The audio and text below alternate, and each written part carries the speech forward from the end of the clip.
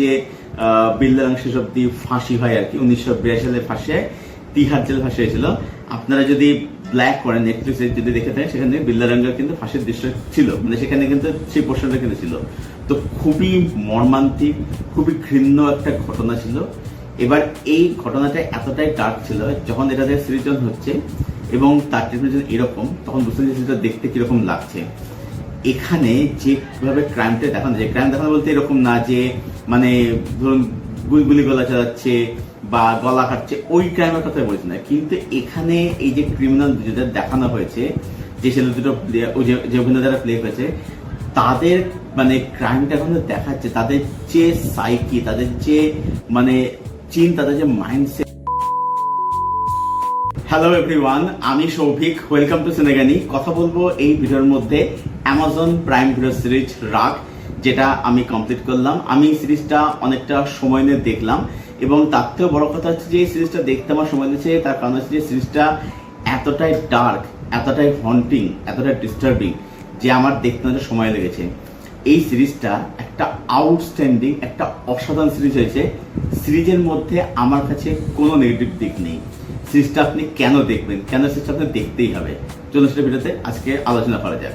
তো এই সিরিজটা হচ্ছে পাঞ্জাবের ফেমাস বিল্লারঙ্গার কেস, যেটা আপনারা সবাই জানেন। তাও না জানলে ঘটনাটা ছোট্ট করে আপনাদের বলে দিচ্ছি। ঘটনাটা হচ্ছে 1978 সালে বিল্লা এবং রঙ্গা, যারা দুজন একদম পাক্কা ক্রিমিনাল ছিল, ঠিক আছে। ক্রিমিনাল এরকম তো ক্রাইম করতো না, খুবই ঘৃণ্য যখন একটা ক্রাইম তারা করেছিল। সেটা হচ্ছে যে সঞ্জয় চোপড়া, যার বয়স ছিল 14 বছর, এবং তার দিদি গীতা চোপড়া, যার 16 বছর, তারা একটা রিলেশন যাচ্ছিল, একটা অনুষ্ঠান করেছিল, একটা প্রোগ্রামের জন্য তারা যাচ্ছিল। তারা পথে তার লিফট চাইছিল, দেন বিল্লারঙ্গা তাদেরকে লিফট দেয় এবং লিফট অবশ্যই তাদেরকে কিডন্যাপ করে।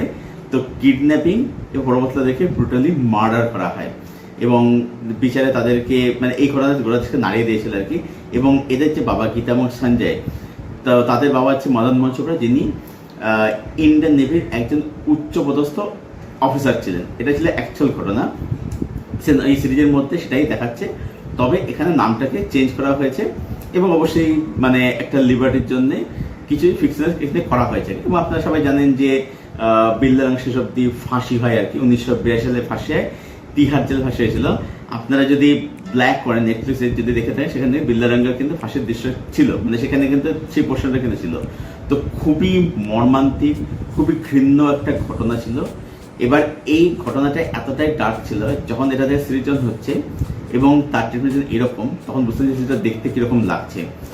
এখানে যেভাবে ক্রাইমটা দেখানো যায়, ক্রাইম দেখানো বলতে এরকম না যে মানে ধরুন গুলি গলা চালাচ্ছে বা গলা কাটছে, ওই ক্রাইমের কথা বলছি না, কিন্তু এখানে এই যে ক্রিমিনাল যেটা দেখানো হয়েছে, যে ছেলে দুটো যে অভিনেতারা প্লে হয়েছে, তাদের মানে ক্রাইমটা এখন দেখাচ্ছে, তাদের যে সাইকি, তাদের যে মানে তাদের যে মাইন্ডসেট, সেটা মানে যখন দেখবেন, যখন তারা ক্রাইম করছে, যখন দেখবেন আপনার রাগ হবে, আপনার মনে হবে যে একদম মানে স্ক্রিন ভেঙে টুকে গিয়ে তাদেরকে মেরে আসি।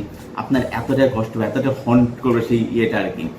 এবং তার সঙ্গে সঙ্গে এই যে ছেলেমেয়েগুলো যখন তারা লড়ছে, যখন সেটা দেখায় যখন আর কি, আপনার সত্যি কষ্ট হবে, চোখে জল এসেছে আপনার আর কি, এতটাই ব্রিলিয়েন্ট। এবং এখানে এই যে বাবা মায়, যেটা আমির বাসী, যাকে আপনারা টাইগার জেনতে দেখেছিলেন, মেইন ভিলেন প্লে করেছিলেন নন্দী ভদ্রলোক, যে মানে ভাইয়ের হাতে, সলমান খানের হাতে মার খেয়েছিল আর কি। তো সে এবং মায়ের এখানে সোনালী বেন্দ্রে ম্যাম প্লে করছে।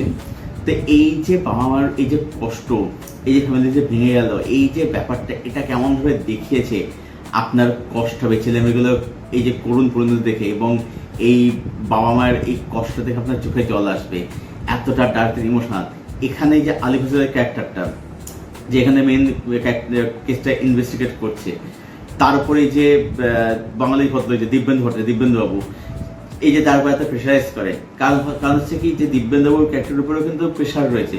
তো এই যে দিকগুলো প্রতিটা ক্যারেক্টার যেভাবে লেখা হয়েছে, ঠিক আছে, যে এই যে অ্যাকচুয়ালি বিল্লারঙ্গকে ধরতে নয়, কিন্তু মানে কাঠখড় পড়াতে হয়েছিল। এবার সেটা সিরিজের মধ্যে অবশ্যই একটা মানে আরো বেশি একটু টেনশন বিল্ড করে আরো বেশি ড্রামাটিক ভাবে জিনিসটা দেখানো হচ্ছে। এবং সেটার দিকে আলিফ হোসেনকে একটু মাস, এই টেলিভিশন দিয়ে হালকা মাস এটা ট্রিটমেন্ট দেওয়া হয়েছে আর কি। তো এই যে আলিফাজের ক্যারেক্টারটা, সেই যে এদেরকে ধরতে পারছেন না, তারপর প্রেশার আসছে উপর মহল থেকে, এই যে ব্যাপারগুলো, এই জিনিসটা সুন্দর করে দেখিয়েছে। তার প্রতিটা চরিত্র দারুণ দুর্দান্ত, এবং যেখানে মানে এই যে ক্রিমিনালের যে সাইকোলজি যেভাবে দেখে যায়, তাদের যে অ্যাঙ্গার, যে একটা বাচ্চা দেখবেন যে খুব বিয়ে করছিল আর কি, আর চেঁচামেচি করছিল, বাচ্চা হট করে মেরে দিল, এই যে ব্যাপারগুলো আর কি, যে হট করে এই যে একটা অ্যাঙ্গার ইস্যু ক্রিমিনালদের, এটা কেন, এটা কাজ সুন্দর করে দেখিয়েছে দারুণ। মানে সিরিজের মধ্যে যেমন সিরিজটা ডার্ক, ডিস্টার্বিং, ব্রুটাল, হন্টিং, তার সঙ্গে সঙ্গে সিরিজটা খুব ইমোশনাল, ভীষণ ইমোশনাল সিরিজটা। এবং সিরিজটা যে নোটে শেষ হচ্ছে, মানে এই যে কোর্টের মধ্যে সিনটা আমি বলছি, কোর্টের মধ্যে বসে থাকে বাবা মা, ওরা মানে শেষ অব্দি বিচারটা কিন্তু পেলো, ঠিক আছে, আপনি ঘটনা জানেন, বিচারটা পেলো, কিন্তু এই যে বসে যে কোর্টের মধ্যে সবাই চলেছে, ওরা দুজন মিলে বসে যায়, আমির বাশির, সোনালী বেন্দ্রে, মানে ব্যাপারটা কি যে বিচার তো পেলাম, কিন্তু সেই মানুষগুলো, তাদের সন্তান তো ফিরে আসবে না। এবং তার সঙ্গে যে গানটা বাজে, এত সুন্দর লাগে গানটা শুনতে, মানে সত্যি চোখে জল এসে যায়। এবং এর যে এন্ডিং পয়েন্টটা, যে ওরা যদি ওখানে যেত, ঠিক আছে, যেত, সেখানে গিয়ে যদি মানে রেডিসন যদি যেত, গেলে তাহলে কি হতো, কত সুন্দর হতো, এই ফ্যামিলিটা আজকে কত ভালো, কত সুখে থাকতো আর কি। এই যে এন্ডিংটা করা হচ্ছে আর কি, যে একটা বিকল্প যে একটা করা হচ্ছে, এইটা মানে সিরিজটাকে না একটা অন্য মাত্রায় নিয়ে যায়। তো এই রাইটিংটার মধ্যে এত লেয়ার, এত নুয়ান্স রয়েছে, সত্যি ব্রিলিয়ান্ট। সিরিজের মেকিং সেটা ভীষণ ভালো, মানে সিরিজের যে ডার্ক টোন, যে ব্রুটাল, যে হন্টিং টোন, মানে এই হররটা কিন্তু এটা কোনো ভৌতিক ওই হরর নেই, মানে এই হররটা হচ্ছে ডিস্টার্বিং, যেটা আপনার মাইন্ডকে ভীষণভাবে এফেক্ট করবে আর কি। তো সেটার ক্যামেরা ওয়ার্ক বলুন, সেটা লাইটিংয়ের কাজ বলুন, সেটা বিজিএম বলুন, সব কিছু মিলে আমি বলছি সিরিজটাকে মানে যে টোন, সেটাকে দারুণভাবে কিন্তু এনহ্যান্স কিন্তু করে, ঠিক আছে। এখানে পিরিয়ড টাইমলাইনটা চেঞ্জ করা হয়েছে আর কি, মানে এখানে 70 দেখানো নেই, টাইমলাইন চেঞ্জ করেছে, মডার্ন করেনি, কিন্তু মানে একটু চেঞ্জ করা হয় টাইমলাইনটা আর কি। এখানে পারফরমেন্স, এখানে কাকে চেয়ে আমি কাকে বলবো, মানে এখানে আমির বাশির বলি, সোনালী বেন্দ্রে বলি, আলিফ আজল বলি, দিব্যেন্দু ভট্টাচার্য বলি, তারপরে হচ্ছে এখানে যে ছেলে দুটো যারা ওখানে মেন অ্যান্টাগনিস্ট, যেখানে নামটা চেঞ্জ করে বাবর রাজ্য করা হয়েছে, সেই ছেলে দুটো বলি, প্রত্যেকে তার জায়গায় ব্রিলিয়ান্ট কাজ করেছে। এবং মানে এখানে কাস্টমার সঙ্গে করতে হবে, যারা এখানে যে ভিলেন প্লে করছে, এদের দেখলে রাগ কেন হবে, এক তো হচ্ছে তারা তো পারফরমেন্স দুর্ধর্ষ ব্যাপক দিয়েছে, দুটো ছেলেই মানে দারুণ দিয়েছে, মানে এদের এখানে প্রত্যেকে জোগাড় করেছে, মানে মেবি তারা হয়তো থিয়েটার অ্যাক্টর হতে পারে, জেনারেল এসব ক্ষেত্রে থিয়েটার অ্যাক্টরদেরকেই কাস্ট করা হয়। মেন হচ্ছে ছেলেদেরকে যেহেতু দেখেন, তাদের দেখতে এরকম মানে একটা পাক্কা ক্রিমিনাল লুচ্চা টাইপের দেখতে, মানে ওরকম দেখতে ছেলে, মানে দুটো ছেলে জোগাড় করা হয়েছে আর কি, তো কাস্টমার সঙ্গে করতে হবে। এবং এখানে প্রত্যেকে, তারপরে যে ছেলে মেয়ে দুটো, তাদের ব্যাপার কত দারুণ, কত সুন্দর, মানে এখানে প্রত্যেক ব্যাপার ছোট ছোট যারা আছে, দিব্যেন্দু বাবু বলি, যারা আসছে তারা সবাই তার জায়গায় কিন্তু ব্রিলিয়ান্ট, তার জন্য দুর্দান্ত আর কি। তো সব মিলিয়ে বলবো যে রাগ এই সিরিজটা আমার দেখা 2026-এর one of the best on the final series আর কি। এখন বেস্ট বলার সময় এখন আসেনি, কিন্তু এখন যদি বলবো যে আমাদের এখানে এই সিরিজের মধ্যে এটা কিন্তু মানে একদম টপের মধ্যে থাকবেই। এবং যখন হয়তো আমরা 2026 লিস্ট বার করব যে টপ 10 ওয়েব সিরিজ কি আছে না আছে, তখন রাগ ডেফিনেটলি একদম টপ 5 জায়গা কিন্তু করে নেবেই আর কি। আমার তরফ থেকে সিরিজটাকে রেটিং রইল 9/10। এটাই ছিল আমার রিভিউ রাগ এই সিরিজটাকে কেন্দ্র করে। যারা সিরিজটা এখনো পর্যন্ত দেখেননি, দেখবেন প্ল্যান করছেন, অবশ্যই দেখুন। তবে একটা কথা বলবো যে যদি আপনি দুর্বল মনের হয়ে থাকেন, তাহলে সেক্ষেত্রে আপনার সিরিজটা স্কিপ করাই কিন্তু বেটার, এটাই আমি বলবো আর কি। বাকিটা আপনার উপরে। আর যারা সিরিজটা দেখেছেন, যাদের দেখা হয়ে গেছে, আপনাদের কি ওপিনিয়ন সেটা জানাবেন কমেন্ট করে।